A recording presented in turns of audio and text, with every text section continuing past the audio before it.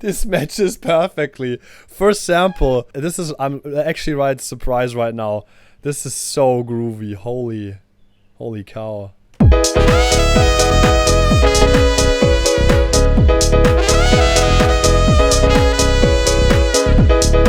What's going on, everybody? Welcome back to the channel. In this video I'm going to share with you how to produce piano house in under 15 minutes. My name is David Fritz, and as always, make sure you like this video, subscribe to my channel to not miss out any house music production tutorials, and also go on the link in the description because my Spotify link is there and my BEATPORT link. If you stick until the end of this video, then you're going to find out techniques I used for my own tracks which were released by professional record labels.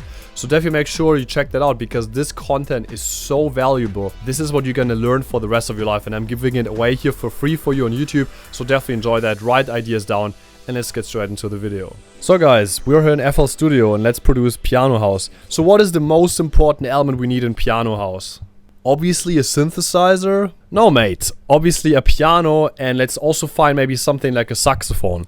So let's start first of all with the chords, the most important, obviously the piano chords. So we're just gonna use FL keys to start with something.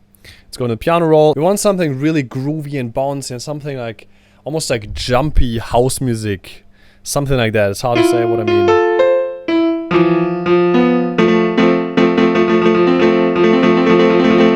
Let's just start with the basic F major chord. Let's see what we're gonna do with this.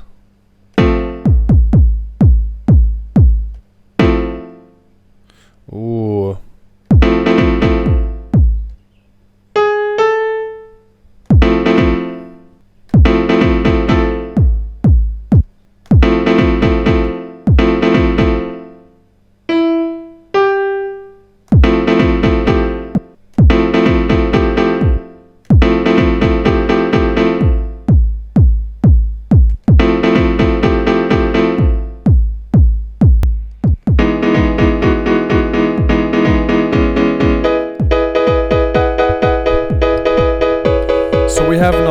So we have now here some chord progressions. It's really very basic, and then sometimes we're changing probably the root notes and see what exactly we can do here.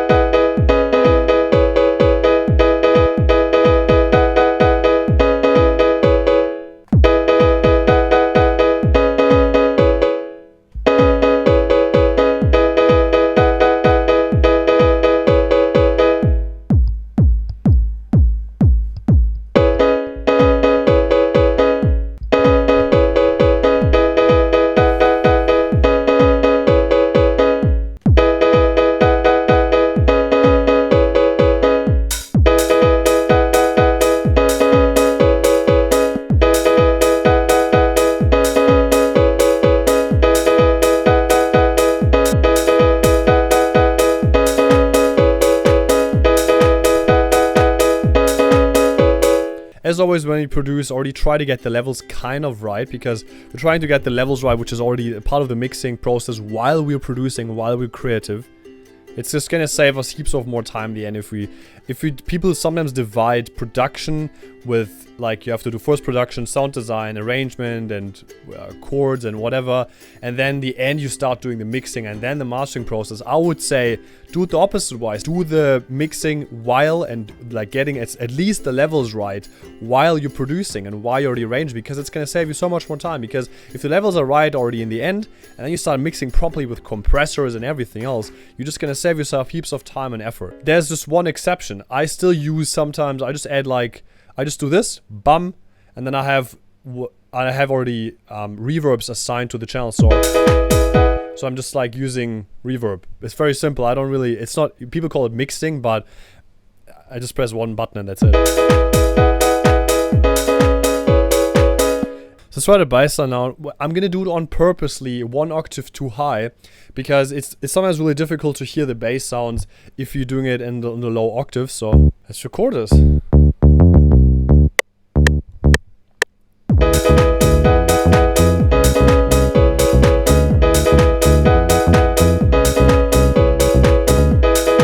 That sounds already good. Command A and then press Command down arrow to put it obviously 1 octave down.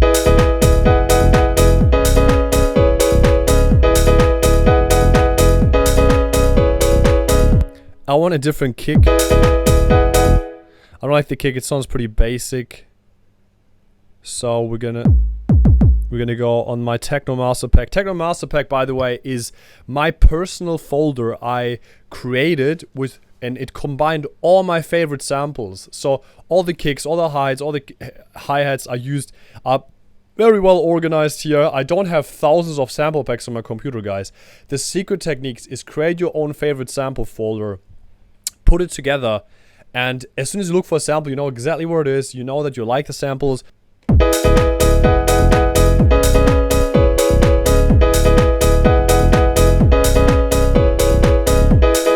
Also, the hi-hat sounds kind of lame to me, so I want a shorter one.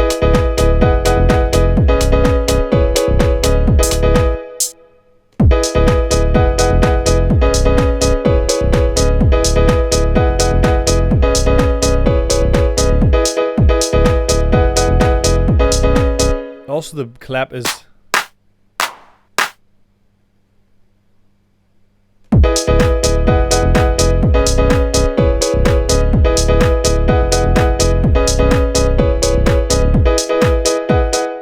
I want definitely some sort of saxophone sample. Let's find what we can find here. So I have also an organic instrument folder with all the instruments I really enjoy.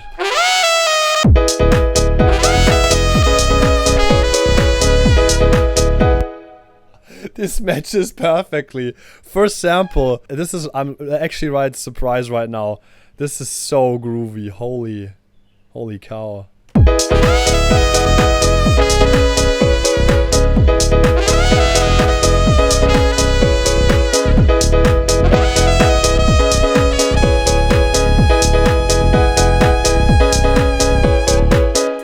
Bro, why is this matching so perfectly? Holy fuck. What a coincidence. I'm lucky, man.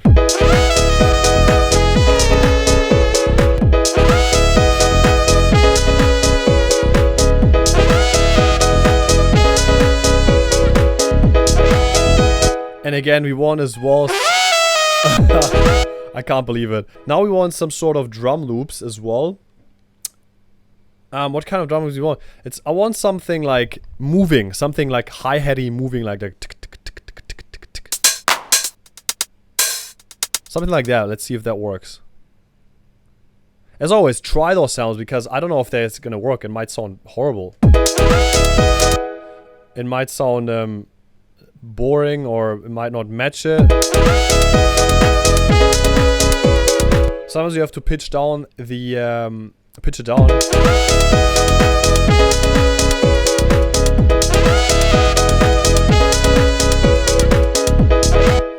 As you can already hear, this kind of the hi-hat have groove, and the piano itself doesn't have groove at all. So we're just gonna press Command A and then Option Q, and this opens this quantizer section where you can actually add some manual groove to each single pattern.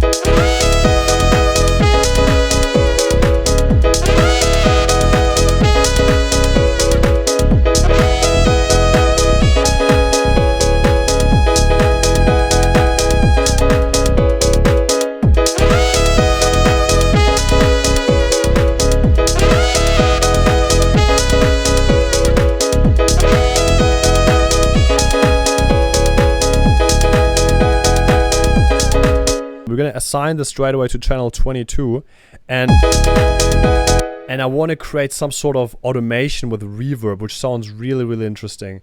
So I'm just gonna, like, as you can see, instrument 2, which is 22, where the saxophone is, and then I have the supermassive, which is again the reverb. And then what I want to do is I want to make it massive. So we're gonna, as I said, we already have this automation clip. So what we're gonna do is we're gonna just press double click on this little knob here and press automation clip. Then what we're gonna do is the end of the phrase, I want some sort of automation. Like some proper, it should get really wet. So we're gonna do it like that. A bit earlier, probably.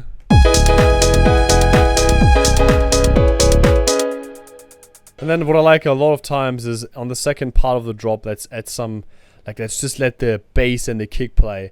That sounds usually really, really powerful. Let's look how that is. Upsala. Let's see how that is. Let's see how that works.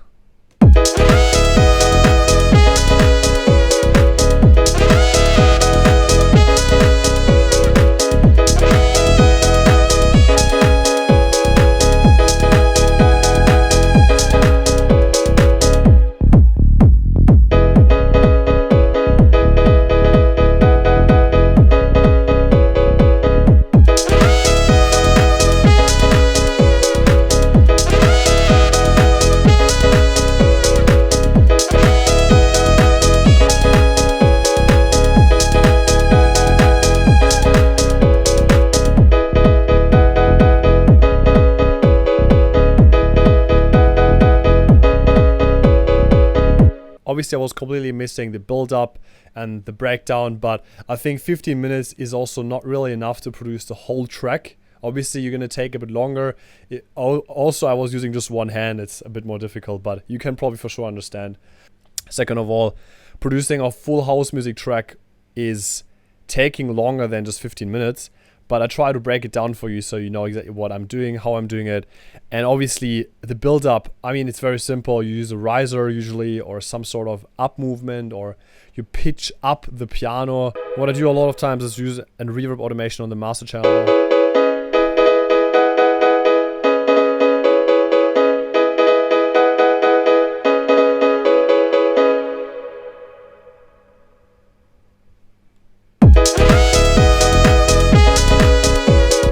Very similar, as you can see already here. Let's add just a riser now.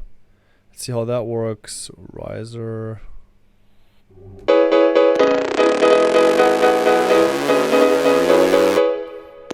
I like this. This is a crazy riser, but let's see if you can do something with this.